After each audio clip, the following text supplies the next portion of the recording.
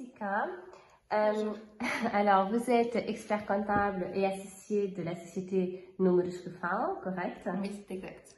Et vous voulez nous expliquer un petit peu alors les services que vous proposez au niveau de la création des sociétés? Alors tout d'abord, pour créer une société, il faut comprendre qu'il existe 3 étapes à procéder. Dans la première étape, il faut donc créer la société au niveau des registres, au niveau de la conservatoire.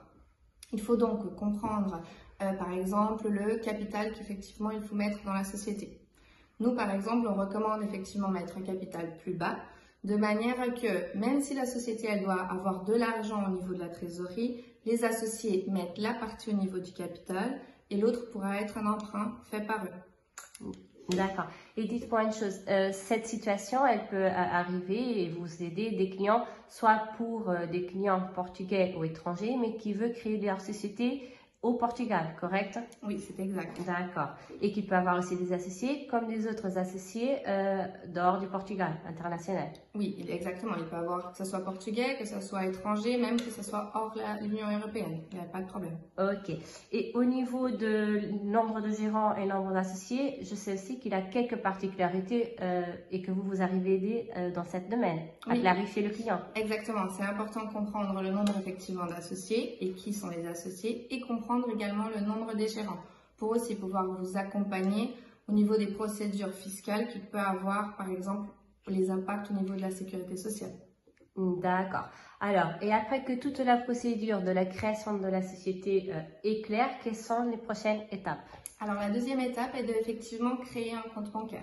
Alors, après avoir fait tout le registre au niveau de la conservatoire, il faut donc ouvrir le compte bancaire pendant jusqu'à 15 jours, justement pour ne pas avoir des amendes auprès des finances. Parce que sans le compte bancaire, effectivement, on n'arrive pas à ouvrir la société au niveau des finances et la sécurité sociale. Ok. Et alors, après, comme dernière question aussi, au niveau comptable, je sais que vous faites tout l'accompagnement.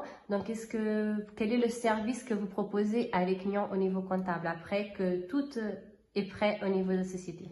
Alors, justement, après la société créée au niveau des finances et sécurité sociale, nous, justement, on va pouvoir aider justement au niveau des obligations fiscales à rendre au niveau de l'État, pouvoir aussi accompagner nos clients par exemple pour choisir le logiciel de facturation qui doit être certifié étant donné qu'au Portugal on a clairement cette loi et justement on va nous adapter au niveau de nos honoraires et aussi de nos services selon la nécessité spécifique de nos clients pour pouvoir justement les aider.